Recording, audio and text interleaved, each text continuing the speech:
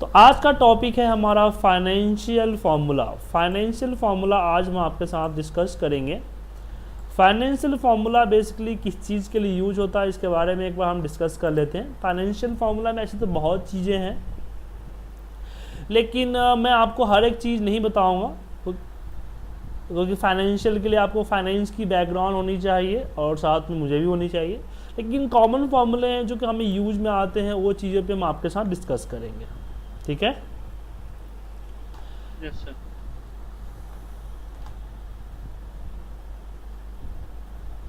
तो सर आपकी वो जो लास्ट वीक की रिकॉर्डिंग है प्लीज वो भी दे दीजिए। ठीक है, भेज देते हैं। अब इसमें जो हमारा नेक्स्ट जो सेशन हमारे पास आ रहा है वो आ रहा है आपका फाइनेंशियल फार्मूले की।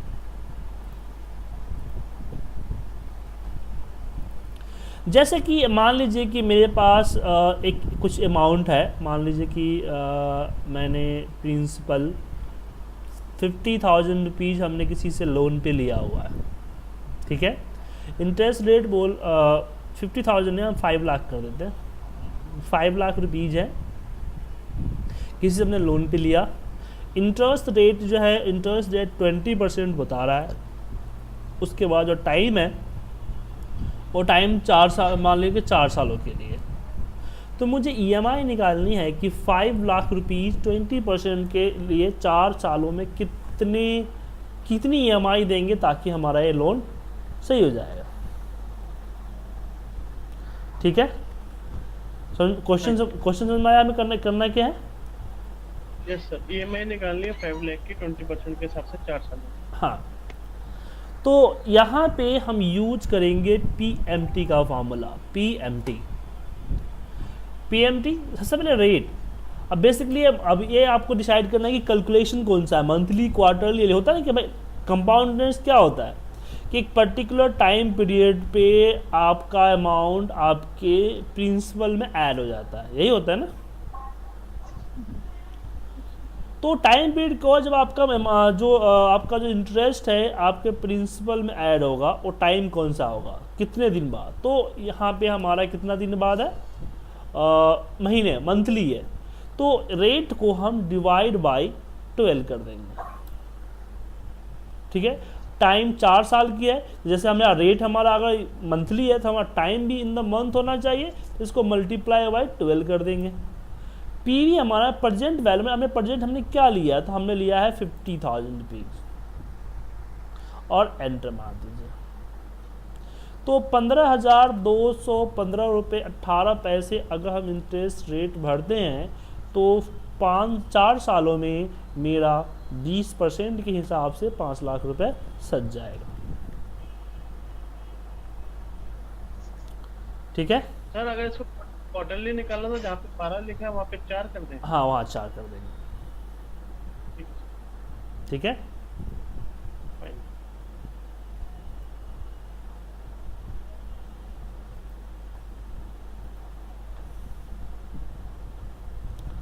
अब आगे चलते हैं इसमें।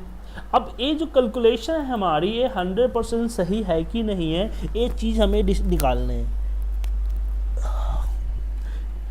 अब किसी ने उंगली उठा दिया कि नहीं यार मैं नहीं मान रहा, ऐसे नहीं हो सकता है, तो चलिए अब इसका हम प्रूफिंग करते हैं, मैनुअल प्रूफिंग करते हैं।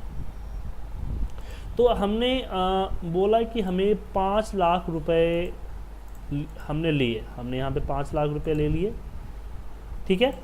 और 20% है, तो 20% को मंथली हम कर देते हैं डिवाइड बाय 12। तो पहले महीने इसकी इंटरेस्ट कितनी बनेगी, तो पहले महीने इसकी इंटरेस्ट बनेगी 8,433 रुपये। ठीक है? मतलब कि उस महीने की एंड में कितना हो जाएगा हमारा प्रिंसिपल, 5,08,333 रुपये। ठीक है?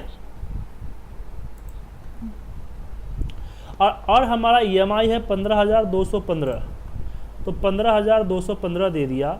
तो अगले महीने कितनी बच जाएगी, तो अगले महीने बच जाएगी, इसमें से हम माइनस कर देंगे 49,000। और नेक्स्ट महीने जो कैलकुलेशन होगी इस पे होगी। तो एक कब तक चलेगी, 48 महीने तक, 48 महीना। तो 48 महीना में देखिए हमारा 15,228 रुपये बच रहे थे, हमने 15 दिए, तो कुछ रुपए का हेरफेर होगा। क्यों? क्योंकि यहाँ पे हमने एग्जैक्ट पॉइंट्स नहीं डाले नहीं, इसलिए एग्जैक्ट नहीं आता EMI कभी भी। ठीक है, तो हम प्रूफ कर दिए। अब इस पर तो उंगली नहीं उठा सकता ना, मतलब कि हर महीने अगर आपकी 15,000 EMI है तो 8,000 रुपये समथिंग जो है आपका इसमें जा रहा है, इंटरेस्ट में जा रहा है, 7,000 प्रिंसिपल जा रहा है। जैसे जैसे टाइम पीरियड बढ़ेगा हमारा इंटरेस्ट कमता चला जाएगा।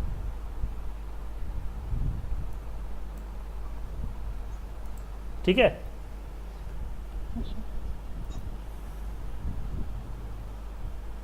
अब इसमें आगे बढ़ते हैं।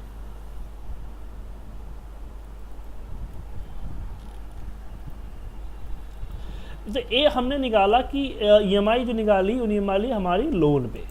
अगर हम बात करें कि अगर मुझे 5 लाख, अब मैं यहाँ पर अपनी इन्वेस्टमेंट प्लान कर रहा हूँ, तो मुझे 5 लाख रुपए चाहिए एक साल में, हमें 5 लाख रुपए चाहिए एक साल में।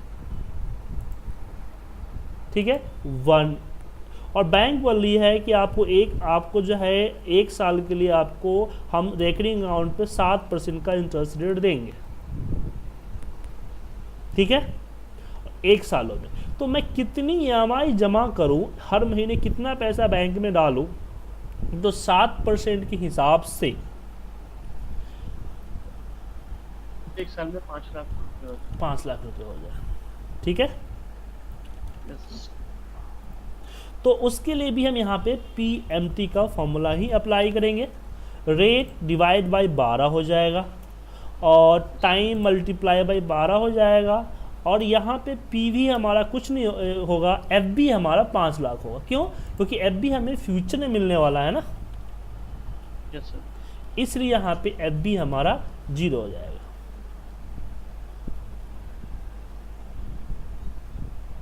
ठीक है, यस सर।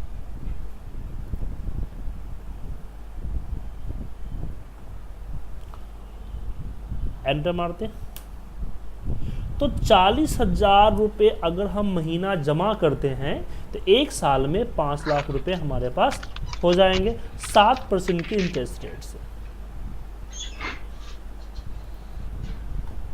आई समझ में? Yes sir.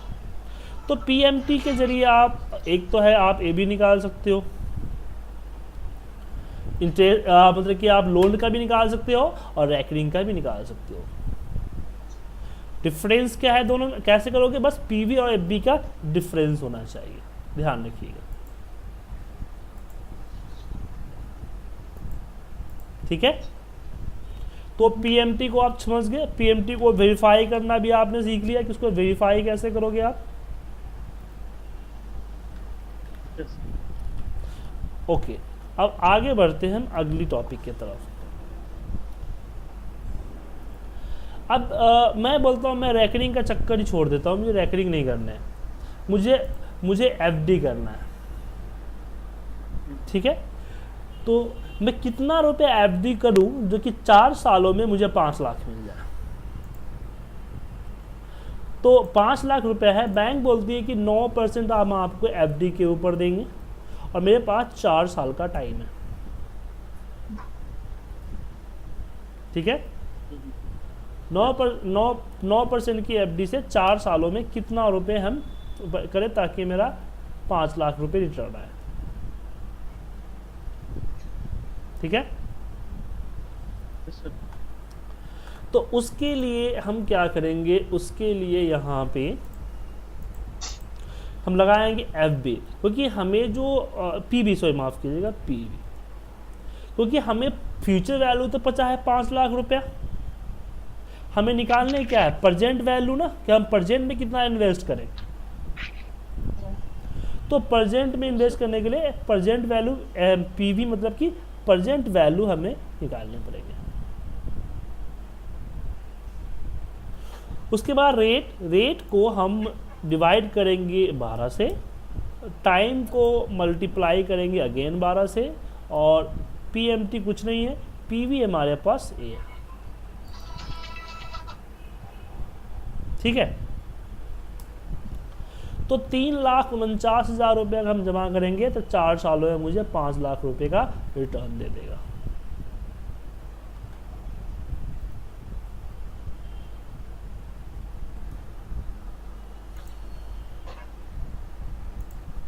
ठीक है,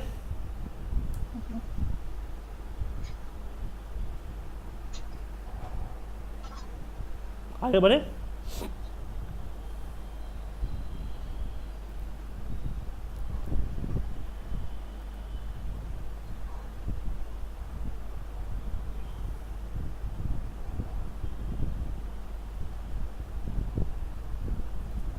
लेकिन अगर बात करें कि मैं चाहता हूँ, मेरे पास क्या है कि हर महीने में मैं हर महीने 40,000 रुपये जमा करना चाहता हूँ। मान लिया 4,000 रुपये मैं हर एवरी मंथ अपना सेविंग करना चाहता हूँ।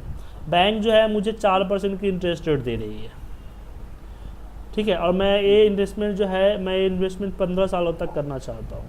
तो 4,000 रुपये अगर मैं हर महीने जमा करूँ 4% की इंटरेस्ट रेट पे 15 सालों के लिए, तो 15 साल बाद मुझे कितना रिटर्न होगा?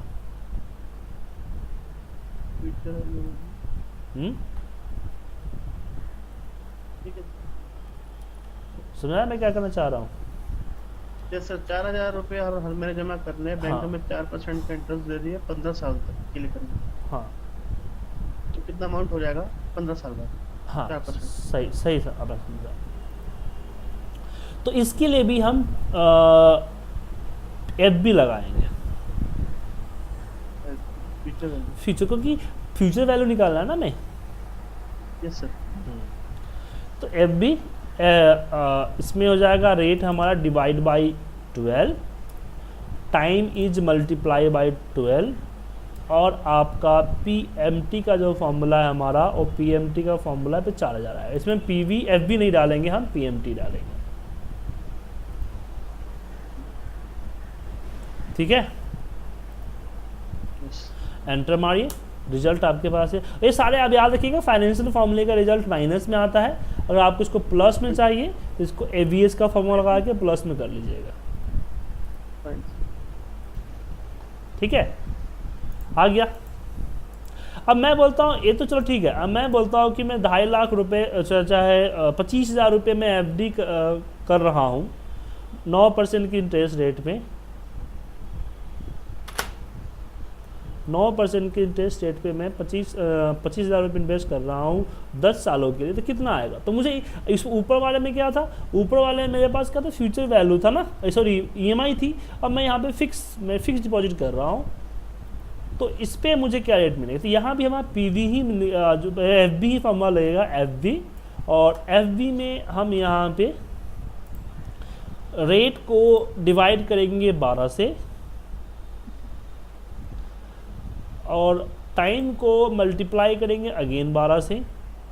PMT कुछ नहीं होगा, यहाँ पे ब्लैंक छोड़ देंगे, और PV हमारा 25,000 रुपये है, तो आपका ये आएगा 61,000 रुपये। वो एन पर का मतलब क्या है? वो N क्या एन पर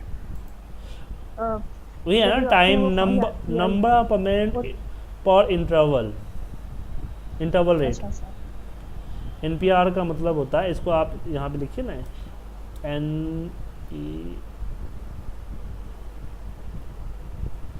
return the number of period in installment based period. मैंने इसमें होता है इंटरेस्ट रेट होता है, उसमें होता है ना नंबर ऑफ पेमेंट पर इंटरेस्ट रेट,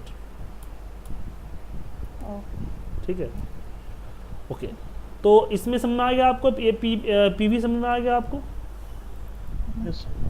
तो आपने क्या सीखा? आपने सीखा किस तरीके से आप EMI निकालोगे यस जो आप लोन लेते समय, या फिर रेकरिंग के लिए।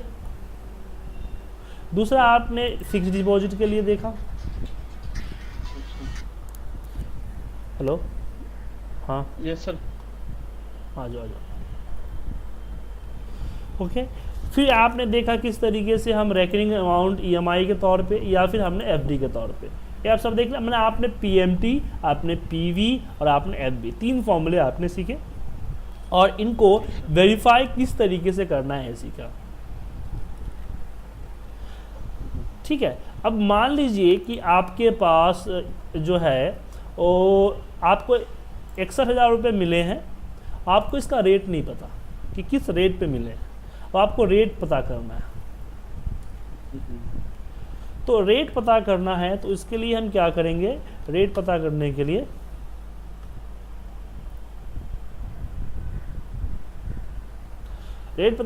करेंगे हम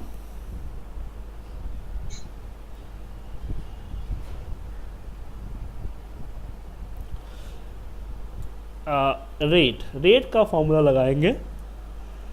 उसमें आपके पास होगा NPR डिवाइड बाई 12। क्या? हाँ, कुछ नहीं ठीक है।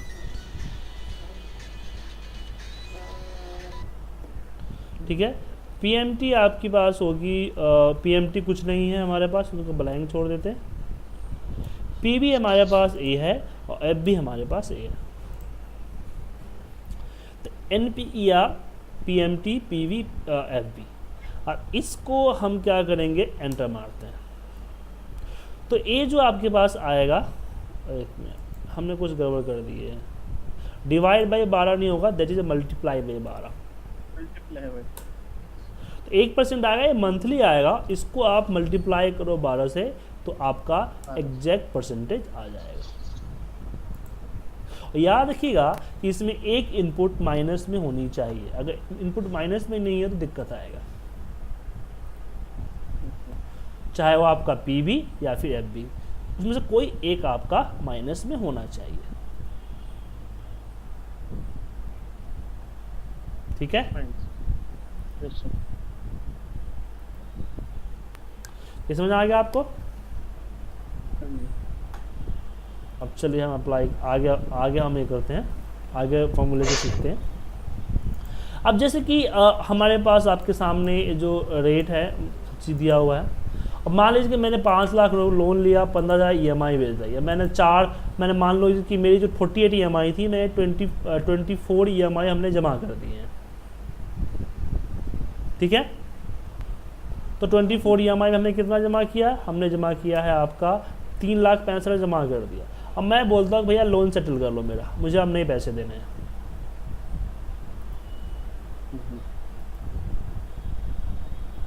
तो आप ये बताइए कि कितना पैसा लेना चाहिए उससे, कस्टमर से। आप मान लो कि अगर आप बैंकर हो, 3,65,000 जमा कर चुका है, 5 लाख का लोन था, तो सेटल करने आ रहा है, तो कितना रुपए आपको और चाहिए? सर 24 महीने का इंटरेस्ट अमाउंट माइनस कर देंगे। हाँ, क्योंकि इसने 3,65,000 रुपये जमा किए हैं, इसमें से उसका सिर्फ प्रिंसिपल नहीं है, उसका प्रिंसिपल भी है, साथ में उसका इंटरेस्ट भी है। तो जो इसकी 5 लाख में जो माइनस होगा, उसका प्रिंसिपल माइनस होगा, इंटरेस्ट माइनस नहीं होगा। जैसे आप देख रहे हो ना कि आपके सामने इंटरेस्ट है, तो अगर 24 महीने की बात करें तो 24 महीने में इसने जो 3,65,000 में से 1,64,000 रुपये सिर्फ इंटरेस्ट पे किया है। तो 1,64,000 रुपये हम इसके दिए हुए अमाउंट से माइनस करेंगे, फिर जो बचेगा वो 5 लाख माइनस करेंगे। लेकिन अगर मुझे इसको एक एक दिखाना है कितनी EMI और कितना ये बना है, जैसे मंथ में एक, इसमें आपका जो है इंटरेस्ट कितना है और आपका प्रिंसिपल कितना है, तो उसके लिए हम लिखते हैं IPMT। ठीक है, रेट डिवाइड बाई 12 पर, मतलब कि कौन सा मंथ है, पहला मंथ है। NPR मल्टीप्लाई बाई 12, PV आपके पास जो है वो 50,000 है, एंटर मारिए, तो 8,333 रुपया निकल गया। और सेम कंडीशन हम यहाँ पे लगाएंगे इक्वल PPMT में। PPMT में भी हम सेम कंडीशंस यूज करेंगे, तो इसमें 6,000 है, तो टोटल मिला के आपका 15,215.81 आपका निकल आ रहा है। अब मैं इसको फ्रीज करता हूँ, F4।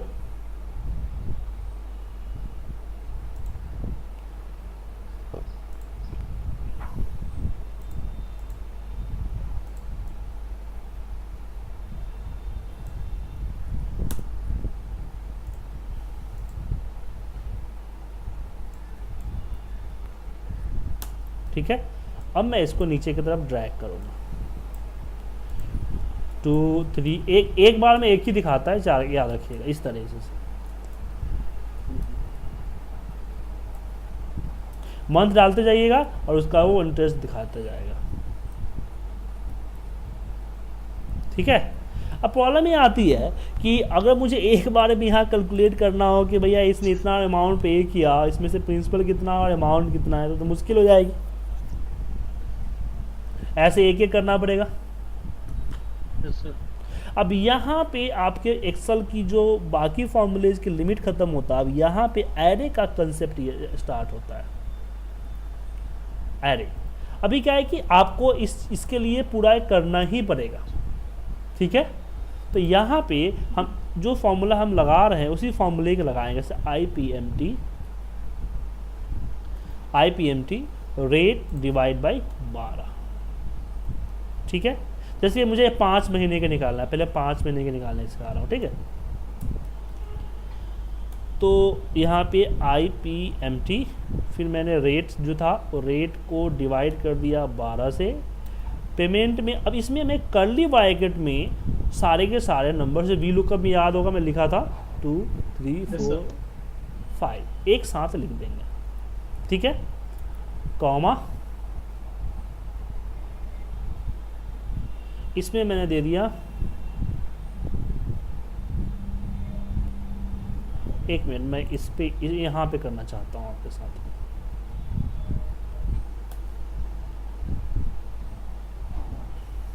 तो जो E8 हमने लगाया है ना, इस E8 पे हम कर्ली ब्रैकेट में 1 सेमीकोलन 2 सेमीकोलन 3, क्योंकि रो वाइज है ना इससे सेमीकोलन दे रहा है, 4 सेमीकोलन 5 और कर्ली ब्रैकेट को क्लोज कर देते हैं।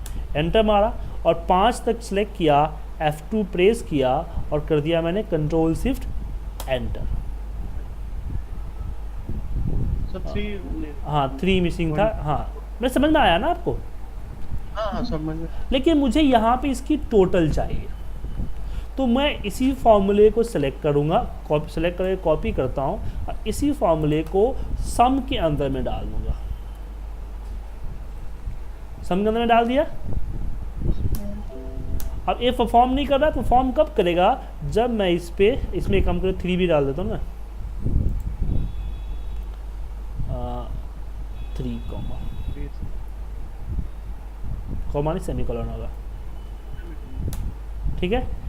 इसको कैसे परफॉर्म करेगा, अभी परफॉर्म कर रहा है आपका, आई थिंक है परफॉर्म करेगा आपको कंट्रोल शिफ्ट एंटर पे। ऐसे भी आप क्योंकि हमने कर्ली ब्रैकेट मैनुअली लगाया ना तो परफॉर्म करेगा ही। लेकिन अगर बात करूँ कि अगर मुझे 24 चाहिए तो 24 में तो दिक्कत हो जाएगी ना, तो उसके लिए हाँ उसके लिए हम क्या करेंगे, यहाँ पे लगाएंगे फॉर्मूला रो 1 से लेके 24 तक।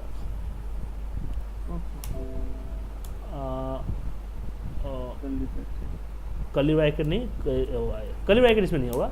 ये परफॉर्म नहीं किया, ये परफॉर्म कब करेगा, जब मैं इस पे F2 दबा के कंट्रोल शिफ्ट एंटर मारूंगा। कर गया। तो इसने किया क्या, आप इस चीज को समझिए। एवलेट फॉर्मूला बताइए, बताइए पूछता हूँ सर, बाद में आप समझा दीजिए। हाँ एवलेट फॉर्मूला के जरिए समझते हैं इसको कि क्या किया इसने हम रो ने क्या किया, जैसे हमने कर्ली ब्रैकेट में 1 से लेकर 5 तक मैनुअल टाइप किए थे ना, सेम उसी तरह से 1 से लेकर 24 तक इसने रिटर्न कर दिया, ठीक है। और फिर PMT ने क्या किया, 24 डिफरेंट मंथ के डिफरेंट EMI अलग अलग कैलकुलेट किया, जैसे कि यहाँ पे इसने कर दिया है। और किसको दिया, सम को दिया। सम ने क्या किया, इसको सम करके एक रिजल्ट दिखा दिया। ये सारा बैकएंड में हुआ और दिस इज द एरे, और बहुत ही कॉम्प्लिकेटेड और बहुत ही यूजफुल फार्मूला है। तो अभी आपका फार्मूले का पूरा चैप्टर खत्म हो गया। तो आपसे मैं रिक्वेस्ट करूँगा कि आप जो है अभी तक जितने फार्मूले आपने पढ़े हैं वो सारे फार्मूलों को एक बार रिपीट कर लीजिए, क्योंकि अगला आने वाला जो सेशन है उस सेशन में हम आपको फार्मूले से हट के, माने जैसे कि जो इस तरह के फार्मूले हैं ना वो फार्मूले कराऊंगा, जो कि बहुत ही कॉम्प्लिकेटेड होगा और यूजफुल होगा। तो फिलहाल जो टॉपिक अभी इस वीक चलेगा वो फॉर्मूले का टॉपिक नहीं चलेगा, वो आपके मेनू बार में जो बचे हुए हैं डेटा रिव्यू इस सब का टॉपिक कवर करूँगा, ताकि आप पीछे अपना फॉर्मूले की प्रैक्टिस करते रहें। फिर मैं नेक्स्ट मंडे से आपका जो है ना एडवांस फॉर्मूले की टॉपिक स्टार्ट करूँगा, जो कि 1 या 2 हफ्ता चलेगा। Then we start the VBA। अच्छा ठीक है। सर एक क्वेश्चन था कि आपने रो के अंदर कर्ली ब्रैकेट क्यों नहीं लगाया, बाकी उसके अंदर लगाया था आपने? रो एक फॉर्मूला है तो कर्ली ब्रैकेट नहीं लगेगा, जब हम इस कर्ली ब्रैकेट लगा देंगे तो एरर आएगा। लेकिन जब मैं कंट्रोल सिर्फ एंटर मारूंगा तो जो रिटर्न करेगा वैल्यू कर्ली ब्रैकेट के अंदर में आएगा। ओके ठीक है। ठीक है ना, वो एरे समझोगे ना तो आपको समझ में सारा आ जाएगा।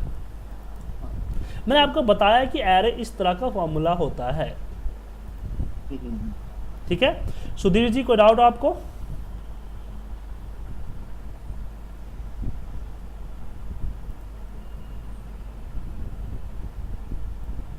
ठीक है, तो मिलते हैं कल सेम टाइम, और मैं कल की और आज की दोनों रिकॉर्डिंग भेज देता हूँ आपको। ठीक है सर, थैंक यू। ओके, मैं कल में फ्राइडे की भी। Okay, yeah, please. Okay bye. Thank you.